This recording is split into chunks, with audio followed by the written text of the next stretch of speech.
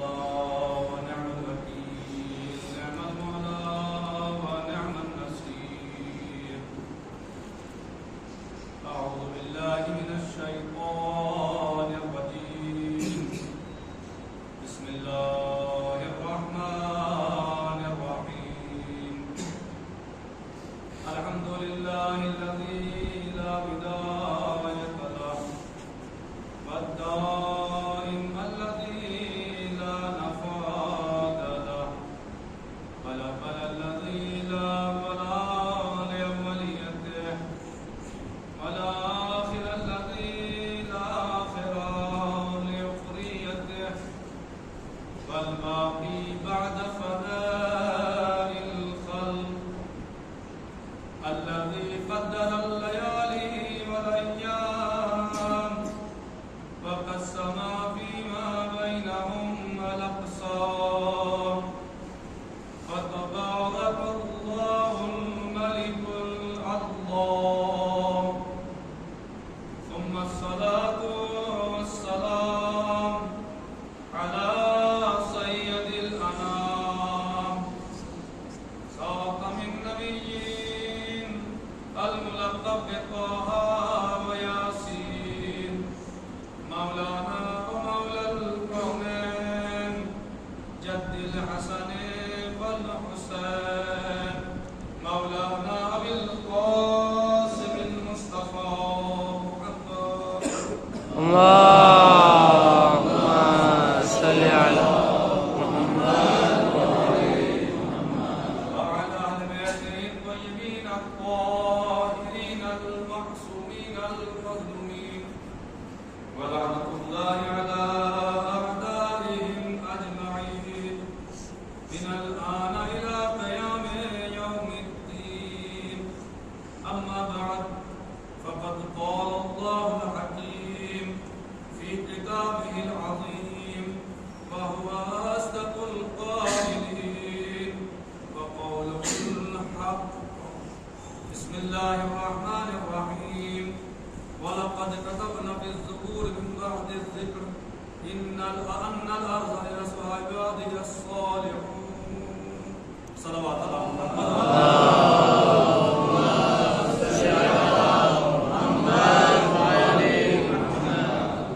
میں آج بھی اس کو مسرت محفل کی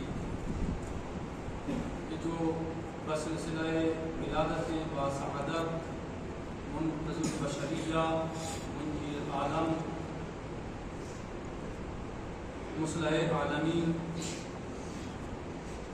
ولی و سرپرست سیدنا و مولانا حضرت بقیت اللہ العظیم حجت الحسن المہدی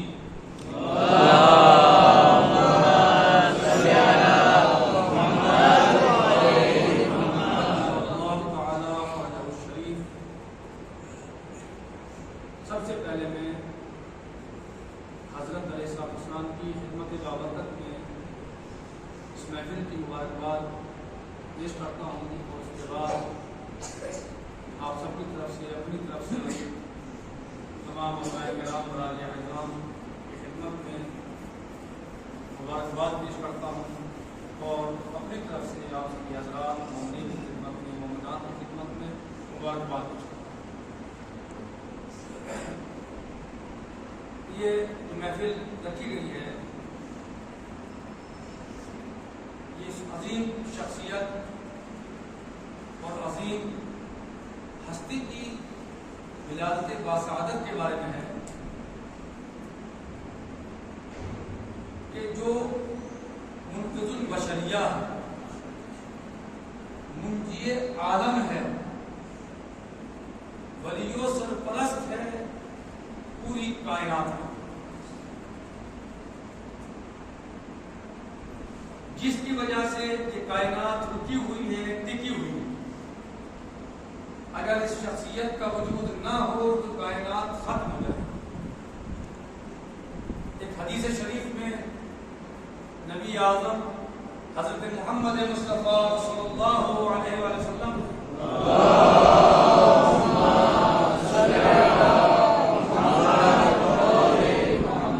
سے وارد ہوا ہے. آپ صلی اللہ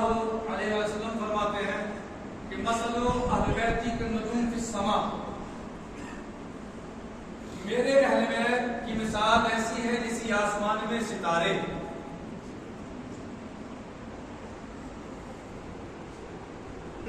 اہل بیت کی مثال آسمان میں ستارے، اس کے بعد فرماتے ہیں کہ وہ امان ہے اہل سما کے لیے، اور میرے اہل بیت امان ہے زمین والوں کے لیے۔ اگر ایک لمحے کے لیے ہادی کا وجود نہ ہو تو دنیا ختم ہو جائے گی، یہ دنیا مٹ جائے گی۔ اب کوئی سوال نہ کرے کہ امام ہے یا نہیں ہے، پہلے وہ آنکھیں کھول کے دیکھ لے دنیا باقی ہے یا نہیں ہے، پہلے وہ دیکھ لے کہ کائنات باقی ہے یا نہیں ہے۔ اگر کائنات اس کی نگاہ میں ختم ہو گئی ہے تو وہ چاہے جو چاہے سوچ لے، لیکن کائنات باقی ہے، جس کا مطلب یہ ہے کہ ہادی اور امام کا وجود موجود ہے، امام حاضر ہے، امام موجود ہیں، امام کا وجود ہے۔ اور اس امام کی عظمت و جلالت اور منزلت کے بارے میں اتنی احادیث اور روایات ہیں اور اتنے فرامین ہیں جو بہت زیادہ مقدار میں پائے جاتے ہیں، اور اس کا خوف اور اس کا ڈر آج نہیں بلکہ بہت پہلے سے بڑے بڑے ظالموں کو ہے۔ جب یہ دنیا میں ظاہراً نہیں بھی تشریف لائے تھے، ظالم اس وقت بھی اس سے ڈرا کرتے تھے، کیونکہ اس کا وجود ہی عدل و انصاف ہے۔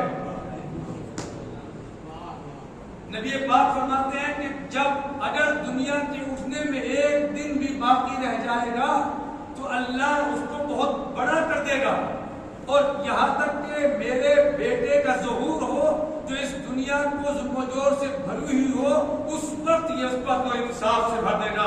یملأ الارض قسطا وعدلا کما ملئ ظلما وجورا، یہ اس کو ایسی عدل و انصاف سے بھر دے گا جیسے وہ ظلم و جور سے بھری ہوگی۔ تو ظاہر ہے اب اس سے ہر وہ شخص ڈرے گا جو ظالم ہوگا، اس سے ہر وہ شخص ڈرے گا جو ظالم ہوگا، اور ہر وہ شخص محبت کرے گا جو عدل و انصاف کا قائل ہوگا، جو عدل و انصاف سے محبت کرتا ہوگا۔ اب کسی کے نام لینے کی ضرورت نہیں ہے، بس خود ہی اندازہ لگا لیجیے، واضح ہو جائے گا۔ جو اس کے وجود سے محبت کر رہے ہیں وہ عدل و انصاف کے قائل ہیں، جو اس کے وجود سے دشمنی رکھتے ہیں وہ ظالم بھی ہیں، جابر بھی ہیں۔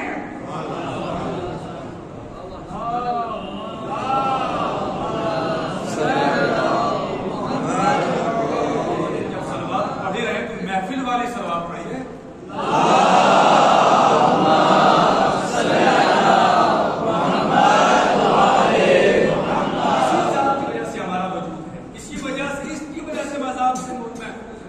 عذاب سے بچے ہوئے، سب دنیا عذاب سے بچی ہوئی ہے صرف اس کے وجود کی وجہ سے۔ اگر اس کا وجود نہ ہوتا تو پھر آتا ہوں انشاءاللہ اس مسئلے میں ایک بات اور کہتا چلوں کہ جو ظالم ہیں وہ اس سے ڈرتے ہیں۔ جب ان کی ولادت کا مسئلہ آیا اور جب ولادت کا وقت ان کی قریب آیا، جو زمانہ آیا، امام عسکری علیہ السلام کی امامت کا زمانہ ہے، تو انشاءاللہ میں بہت تمام کر رہا ہوں بات کو، توجہ سنیے گا۔ زمانہ ہے امام عسکری علیہ السلام کی امامت ظاہری کا، آپ امام وقت ہیں کہ ظالم جابر حکام ڈرے ہوئے ہیں، سہمے ہوئے ہیں، اور ان کو یہ محسوس ہو رہا ہے کہ کوئی ایسا آنے والا ہے جو ہمارے ظلم و جور کو ختم کر کے اس دنیا کو تو انصاف سے بھرے گا۔ ابھی آیا نہیں ہے ظاہری طور پر، لیکن ظالم ڈرے ہوئے ہیں۔ بھائی توجہ دیجیے گا، ظالم ڈرے ہوئے ہیں، جس کے آنے سے پہلے ظلم ڈر جائے، اس کے آنے کے بعد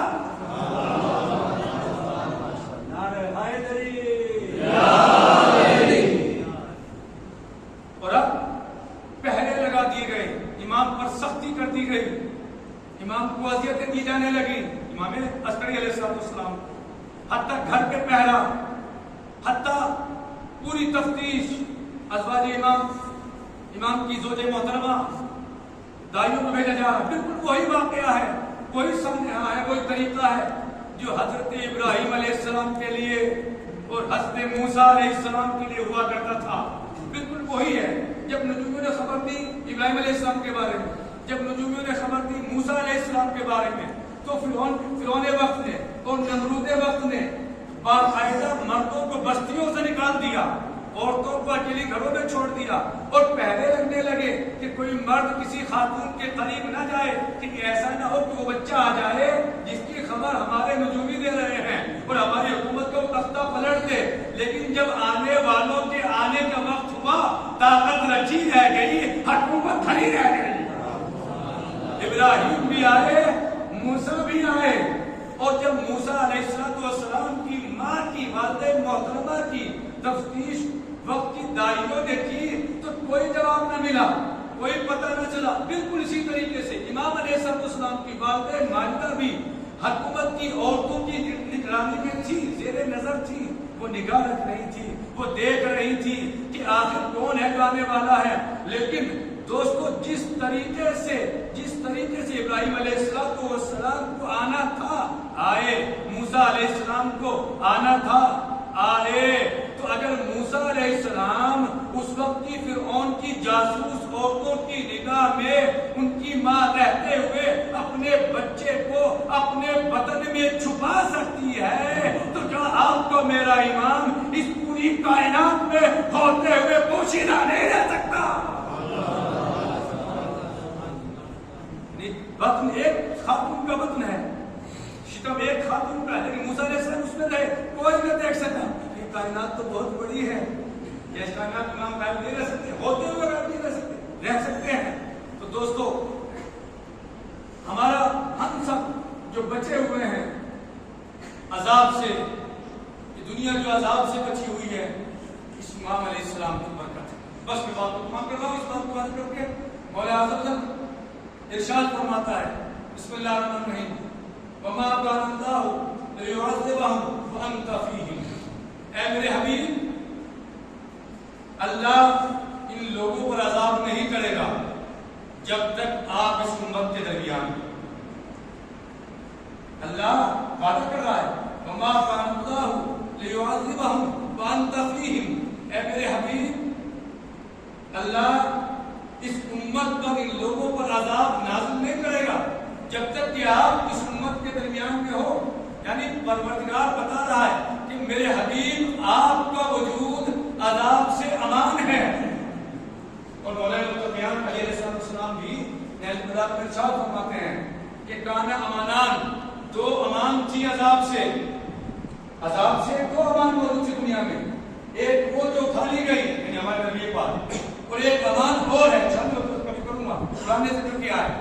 تو کیا فرمایا اللہ تعالیٰ نے, اے میرے حبیب جب تک آپ اس امت کے درمیان ہو اس امت پہ عذاب نہیں آئے گا. وما كان الله ليعذبهم وانت فيهم وما كان الله معذبهم وهم يستغفرون.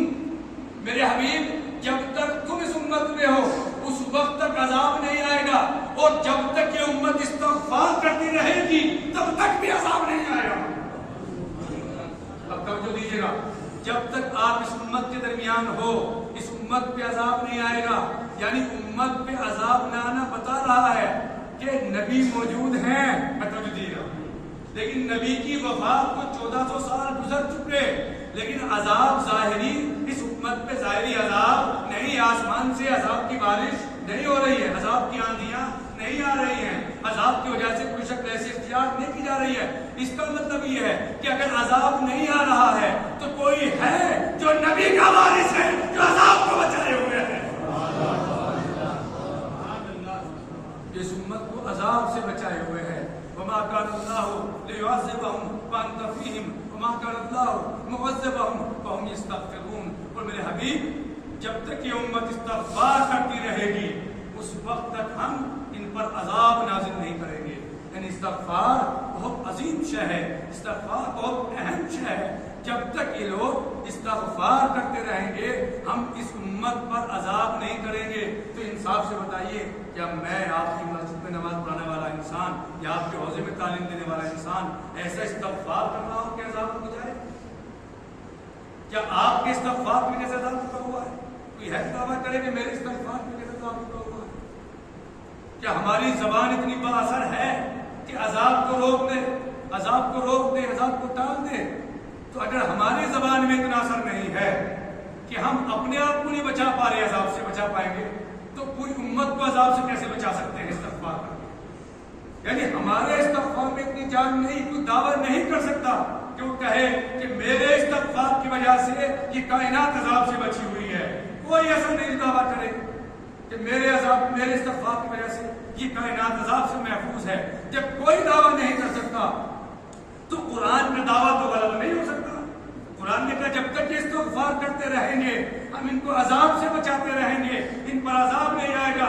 اس کا مطلب یہ ہے کوئی ہے جو پوری کائنات کے لیے استغفار کر کے اسے عذاب سے محفوظ رکھ رہا ہے۔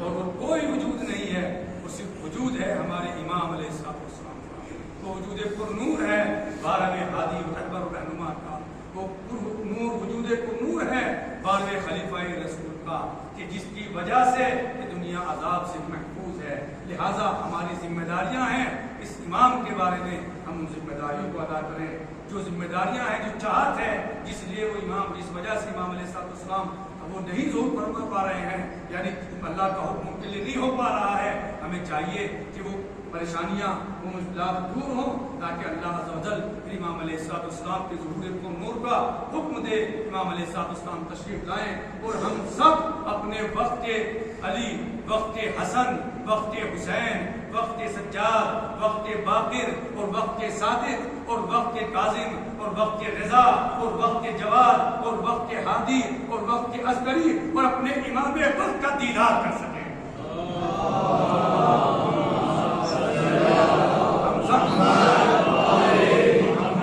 سب کی تمنائیں ہیں، ہم روز پڑھتے ہیں یا لیتنا کنا معکم سادتی فنفوز فوزا عظیما۔ اے مولا امام حسین سلام اللہ علیہ، آپ پہ ہمارا سلام ہو۔ ہم روز پڑھتے ہیں زیارت میں، اے کاش ہم آپ کے ساتھ ہوتے، لیکن آج بھی حسین موجود ہے، آج بھی وارث حسین موجود ہے جو ہمارے وقت کا امام ہے۔ ہمیں صبح و شام دوپہر ہر وقت اٹھتے بیٹھتے چلتے پھرتے کسی وقت بھی اس امام کو فراموش نہیں کرنا چاہیے۔ یہ ہماری بدنصیبی کہیے کہ ہم اس امام کا دیدار نہیں کر پا رہے ہیں، ہماری آنکھوں پہ پردے پڑے ہوئے ہیں کہ ہم امام کا دیدار نہیں کر رہے ہیں، حالانکہ امام علیہ السلام ہم سب کو دیکھتے ہیں، ہم سب کا خیال کرتے ہیں۔ اگر امام علیہ السلام ایک لمحے کے لیے ہمارا خیال چھوڑ دیں تو دنیا ہمیں برباد کر دے، ہمیں دنیا پیس دے، ہمیں دنیا تباہ کر دے۔ لہٰذا ایسے امام کے لیے جس کی وجہ سے پوری دنیا ٹکی ہوئی ہے، جس کی وجہ سے ہم سب کا وجود باقی ہے، جس کی وجہ سے ہم سب عذاب سے محفوظ ہیں، ہم سب مل کے دعا کرتے ہیں پروردگارا اس امام عظیم کے ظہور میں تعجیل فرما، پروردگارا ہمیں اس امام کی خدمت کی توفیق عطا فرما، پروردگارا ہمیں وہ توفیق عطا فرما کہ ہم وہ کام انجام دیں جو اس امام علیہ السلام کے ظہور کے لیے مددگار ثابت ہو سکے۔ پروردگارا ہم سب کو اپنی حفظ و امان میں رکھ، ہمارے محرومین کی مغفرت